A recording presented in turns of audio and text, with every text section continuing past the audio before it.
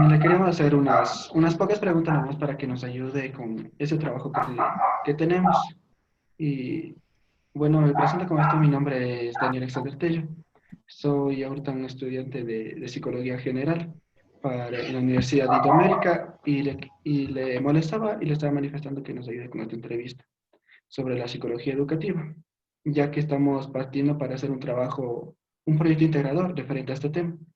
Y voy a empezar con las preguntas. La primera pregunta sería, ¿cuál es el objetivo de la psicología educativa?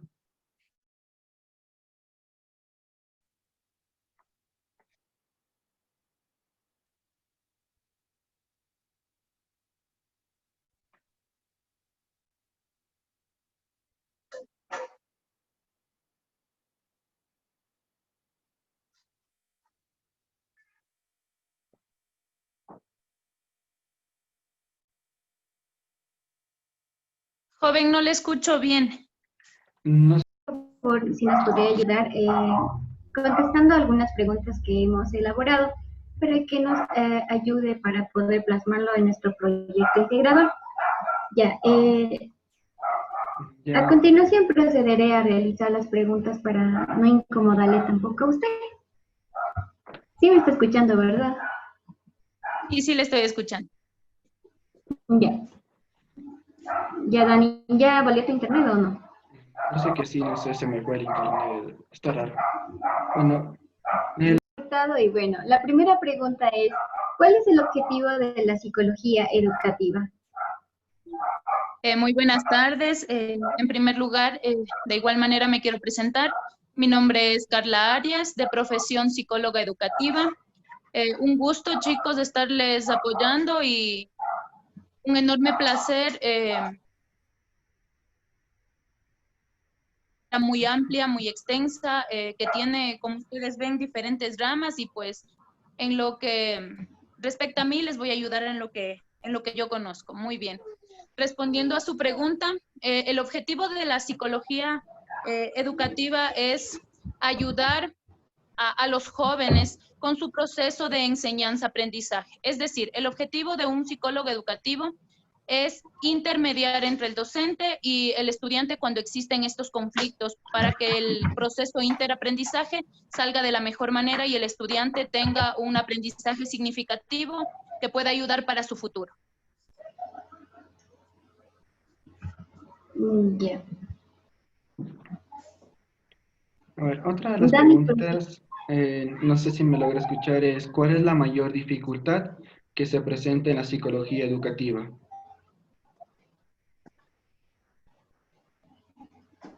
Muy bien.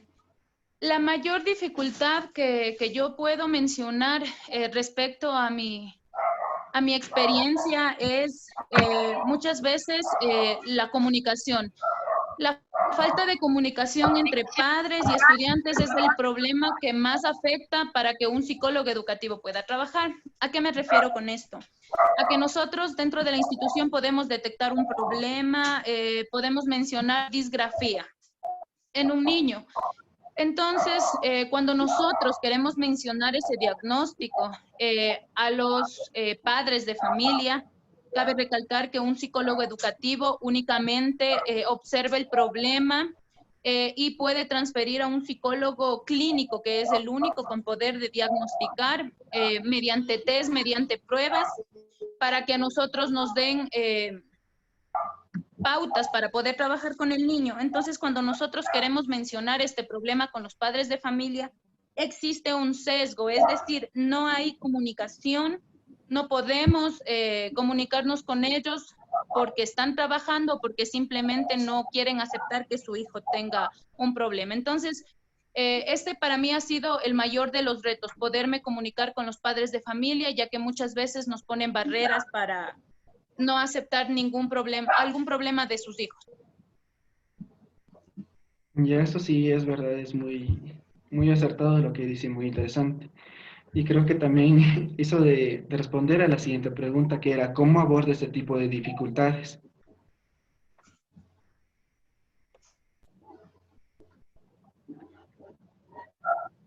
Ujú. ¿Sí me logra escuchar? Muy bien.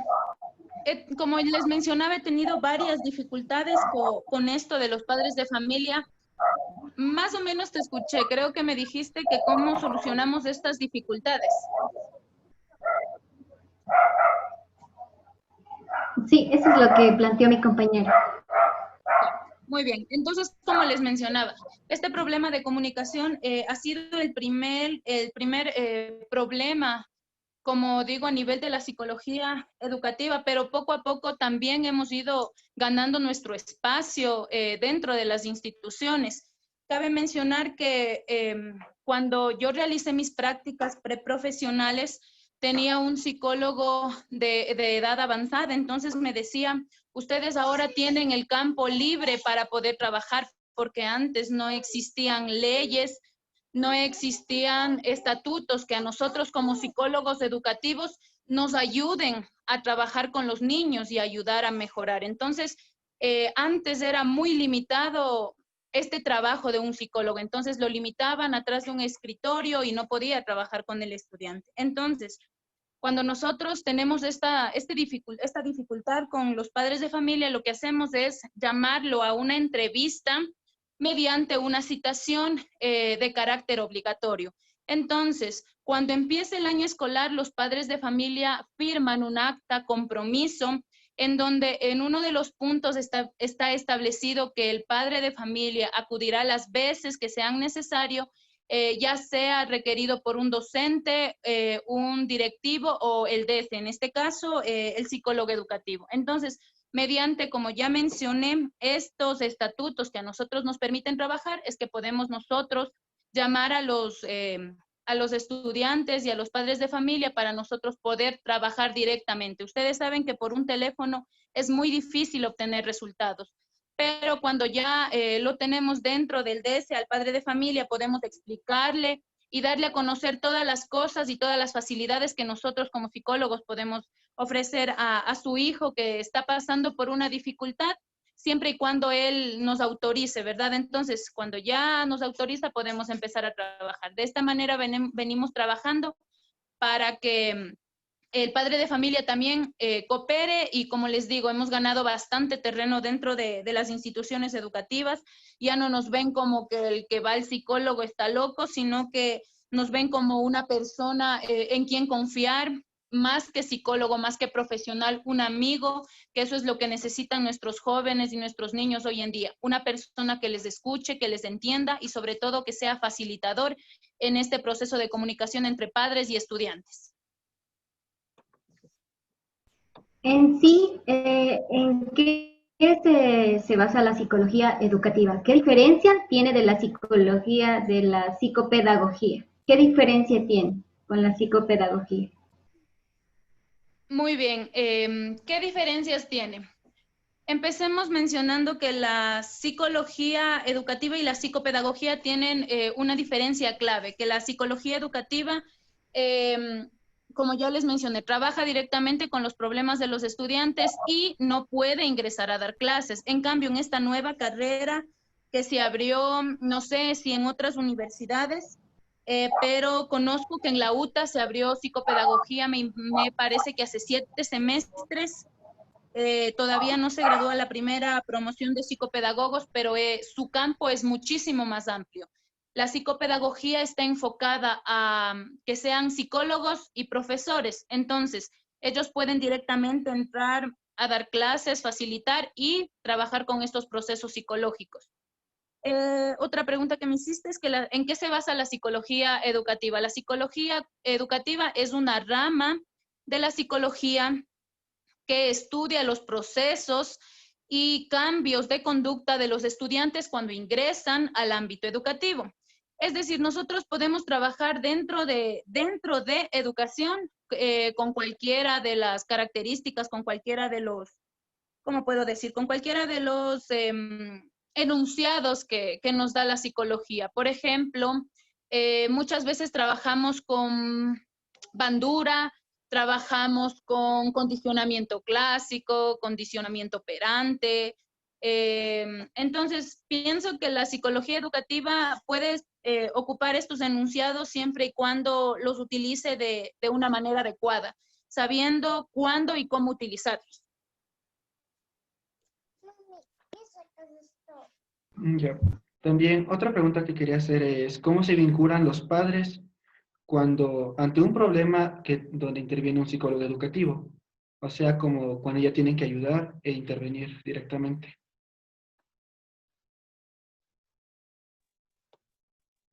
Muy bien.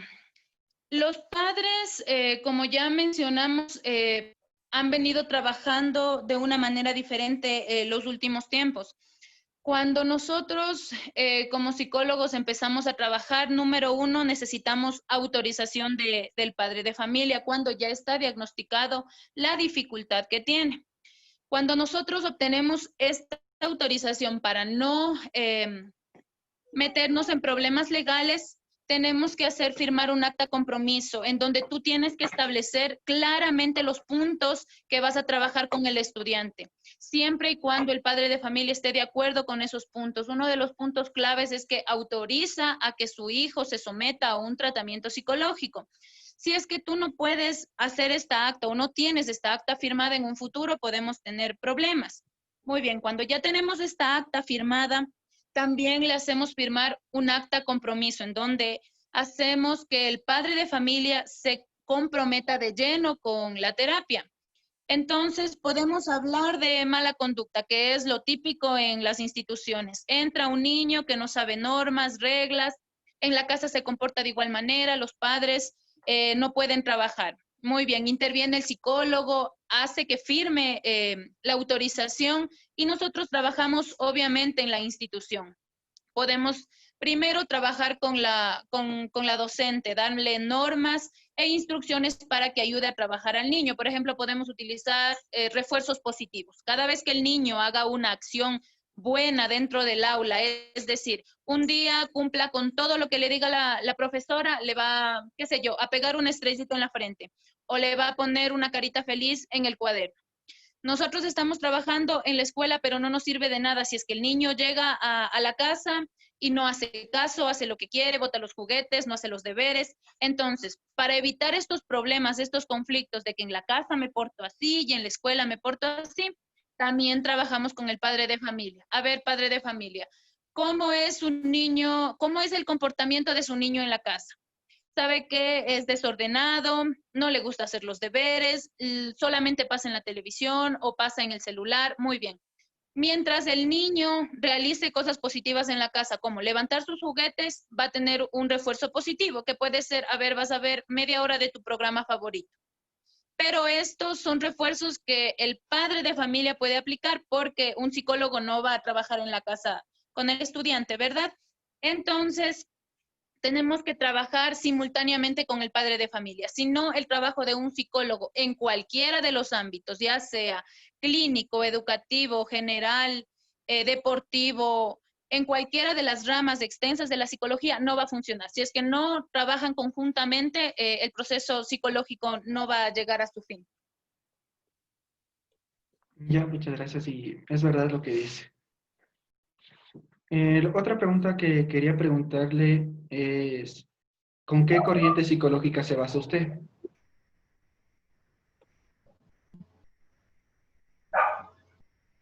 Muy bien. Dentro de las corrientes con las que más me gusta trabajar es con dos exponentes de la psicología, que es Skinner y Bandura. Skinner con los condicionamientos, ya sea clásico u operante, y Bandura con su teoría del aprendizaje. Entonces, me parece que estos dos autores tienen mucha influencia en el campo educativo y desde mi experiencia es con los que más trabajo dentro de la educación.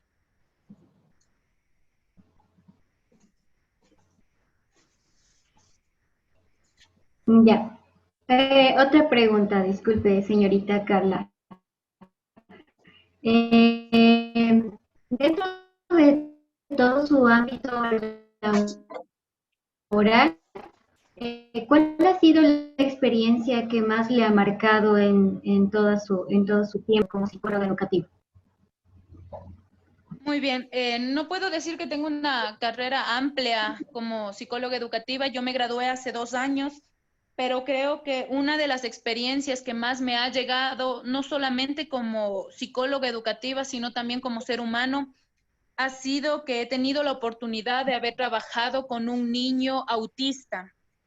Entonces, para no entrar mucho en el tema, trabajamos con este niño, entró a Inicial 2.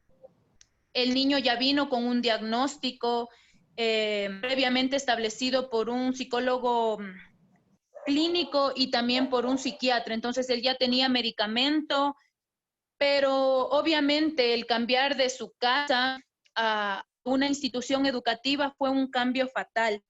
Recuerdo que cuando yo ingresé a esta institución, el niño era muy agresivo. No le gustaba que nadie le tope.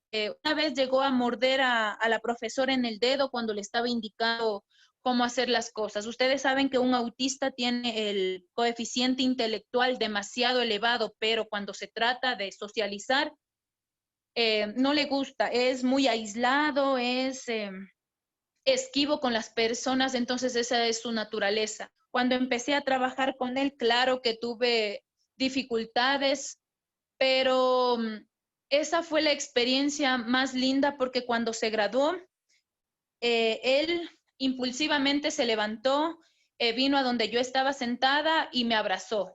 Entonces creo que ahí a uno como ser humano y como persona, también como profesional, le llena, que haces bien tu trabajo, no solamente con lo intelectual, sino también con el corazón, ¿no? Que eso es lo que tiene que representar a cada profesional, hacer las cosas de corazón y hacer las cosas que más le gusta para que, aparte de trabajar y de tener tu sustento económico, hagas todos los días lo que verdaderamente a ti te gusta.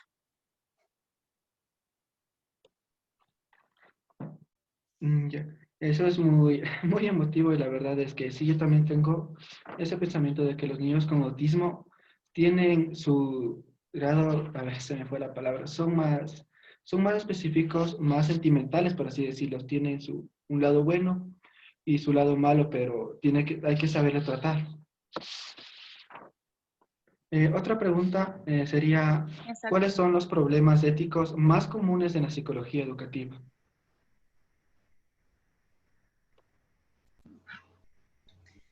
Bueno, hablando claro, de dificultades o problemas éticos en los que yo he visto, la verdad es que son muy pocos, pero eh, creo que es permitir que los docentes no trabajen adecuadamente con adaptaciones curriculares. Cabe mencionar que tú también como psicólogo tienes que estar atrás, se podría decir así, de los docentes para que ellos hagan cumplir las adaptaciones curriculares. Saben que eso es para los niños con necesidades educativas. Entonces, muchos docentes a veces prefieren ponerle la nota mínima para que estos estudiantes pasen y no tener ninguna dificultad. Entonces, es ahí cuando un psicólogo tiene que utilizar, como tú dices, la ética y no permitir eso. Entonces, como les mencioné, el psicólogo ha tenido o tiene mucho poder hablando educativamente, ya que si es que tú ves estas dificultades, lo que tienes que hacer es hacerle un sumario a un docente y esto puede llegar incluso en situaciones extremas a una destitución. Imagínate, te estás jugando tu, tu ética, tu moral versus hacerte enemigo de los docentes. Entonces, sí he notado muchas veces que los psicólogos, por miedo a no tener enemigos, a no tener problemas con los docentes, nos hacemos muchas veces de la vista gorda de muchas injusticias que pasan a nivel educativo, pero cabe mencionar que esa es una de las que más he podido notar en mi experiencia. Ya, eso sí es verdad. También sí me ha pasado eso, lo que dice respecto a lo que se hacen de la vista gorda. Generalmente eso también sucede con los profesores, que por no querer hacer el papeleo, el trámite o los problemas, desean poner la nota mínima. Otra pregunta que quería saber yo es, ¿cuál es el ámbito laboral en el cual un psicólogo educativo puede trabajar? Así es. Ya, yo tengo otra pregunta.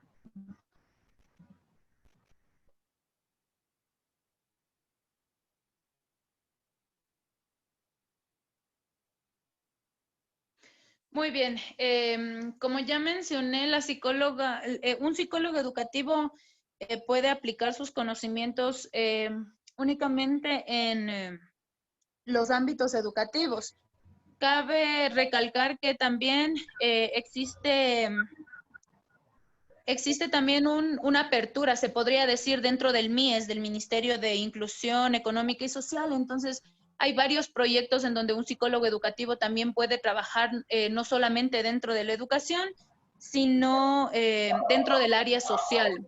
Igual tuve la oportunidad de trabajar cierto tiempo en el MIES en un proyecto que se denominó Mis Mejores Años, que es el trabajo con los abuelitos que reciben el bono. Entonces, de igual manera fue una experiencia inolvidable porque tú vivías en carne propia lo que los abuelitos que reciben el bono están viviendo. Entonces, era un trabajo más de campo. Caminabas, las casas de los abuelitos, y trabajabas con cosas como motricidad, como el trabajo de memoria. Ustedes saben que cuando una persona envejece, todas estas funciones psíquicas van bajando, entonces tu objetivo como psicólogo era trabajar en eso.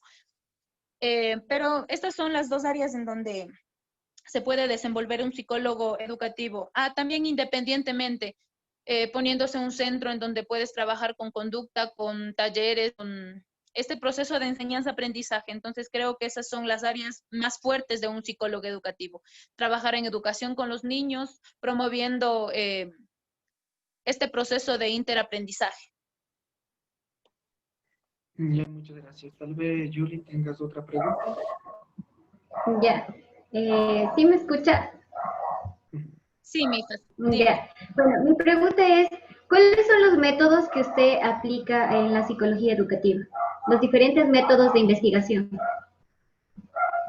Muy bien. Para que yo pueda trabajar o intervenir y detectar estos problemas que muchas veces hacen daño a los estudiantes, utilizo, no se podrían decir métodos, pueden ser como técnicas o pasos a seguir para ayudar dentro de la institución, que son la observación y el diagnóstico.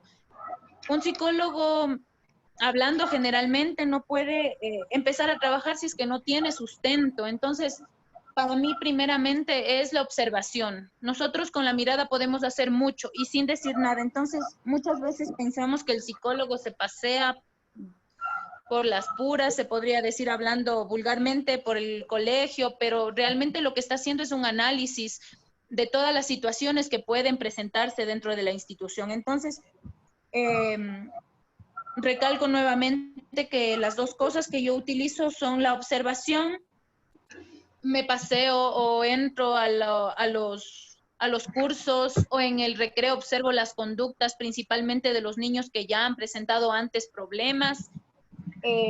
Hablo con las maestras. Cuando veo a algún padre de familia, de igual manera me acerco, indago, pregunto y después empezamos con técnicas como son, eh, podemos utilizar a la maestra. Ustedes saben que a veces nos limitan y un psicólogo no puede aplicar test directamente, como ya les mencioné, si es que no tenemos autorización del padre de familia. Entonces, muchas veces lo que hacemos anteriormente es utilizar una entrevista, ya sea una entrevista directa o sea una entrevista no directa, es decir, si es que tenemos preguntas ya planteadas con anterioridad o si es que en ese momento va fluyendo la información.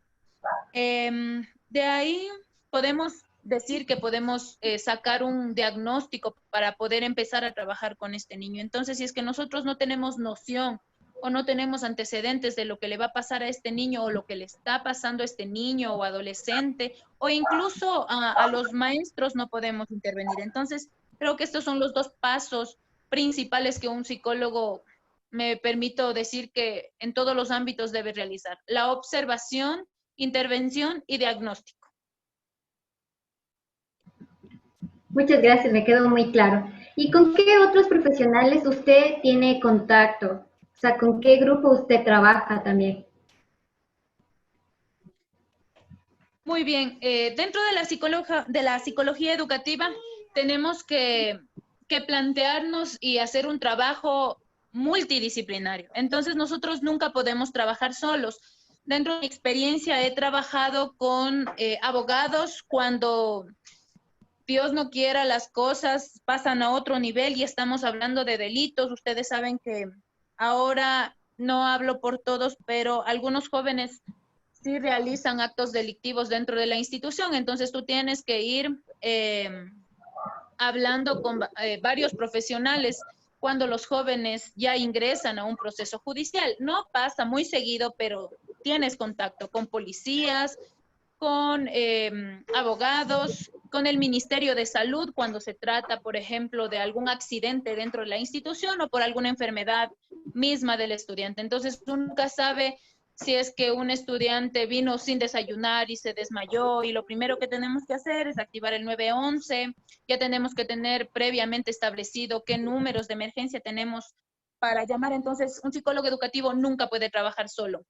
Dentro del Ministerio de Salud igual tenemos que tener contacto con la psicóloga clínica, con el psiquiatra que va a permitirnos otorgarle a los niños que lo necesitan los certificados de discapacidad, ya sea esta, cual sea, ¿verdad? Entonces, si es que yo me quedo en mi burbujita trabajando sola, nunca voy a poder sacar al estudiante adelante. Entonces, sí es un trabajo muy bilateral. Entonces, si es que necesitas de un profesional, por favor, sabe que necesito este caso. Nunca nos quedemos callados porque muchas veces varios profesionales, no solamente hablando de los psicólogos, sino se enfrascan en que yo lo sé, es mi estudiante o es mi paciente y no busca ayuda en temas que verdaderamente necesitamos saber.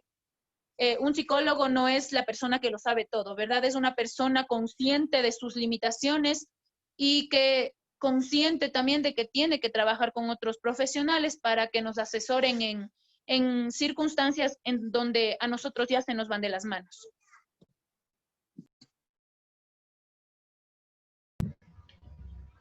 Ya, muchas gracias. Tal vez, Dani, ¿tienes otra pregunta para realizarle a la señorita Carla? A ver, tenía una, pero se me acaba de ir de la mente, la verdad. Y por el momento ya se me ha quedado la mayoría claro ya.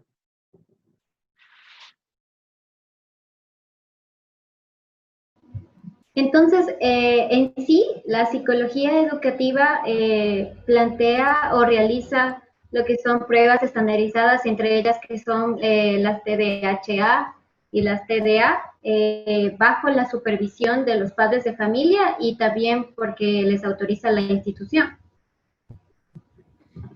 Hablando de los test estandarizados como para poder nosotros diagnosticar el TDAH, ya creo que se termina la sesión del Zoom, les voy a explicar rapidito. Cuando nosotros hablamos de test para diagnosticar, nosotros no podemos realizarlo.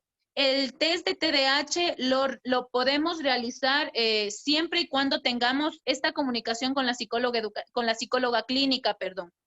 Nosotros podemos hacerlo, ¿sí? Pero para tener un antecedente. Entonces, nosotros podemos aplicar, como tú lo mencionaste, con la autorización de los padres de familia, pero siempre y cuando tú tengas ese conocimiento del test. Entonces, el TDAH es un test inmenso, en donde al estudiante hacerlo un día seguido con todas las horas, no te van a arrojar resultados 100% verdaderos. Entonces, tú lo que tienes que hacer es comunicarte con la psicóloga clínica porque muchas veces sí, te dicen, a ver, usted como psicóloga educativa, ¿qué hizo para decirme que presuntamente tú nunca hablas de un diagnóstico, perdón, hablas de presunción? Yo presumo que el estudiante NN de tal edad presuntamente tiene TDAH.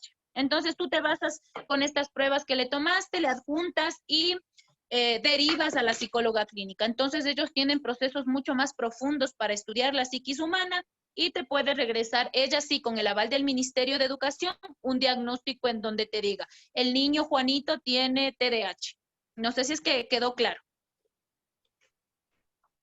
Sí, quedó Sí, muy sí, claro. muchas gracias. Gracias por la explicación. Ujú.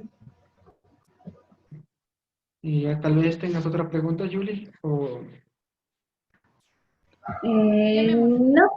No, no, ya creo que se acaba la reunión también. sí creo que también. Con eso creo que, con eso creo que serías todo con esto. Ujú. Sí, Bueno, yo de mi parte, muchas gracias. Realmente nos es de mucha ayuda y igual muchas bendiciones para usted y que siga adelante. Bendiciones. Sí, igualmente, chicos, que les vaya muy bien y cualquier cosa estoy para ayudarles y apoyarles en lo que yo pueda. muchas gracias, ya. Con todo, como decía, gracias por tomarse un momento de su tiempo para brindarnos a nosotros un poco de su conocimiento para poder facilitarnos las cosas hacia nuestro camino, que es poder Ujú. lograr sacar el título de Ya, psicólogos. gra- Muy bien. ya, Yo sé que lo van a lograr. Éxitos, chicos. ya. Gracias, muy Muchas amable. gracias.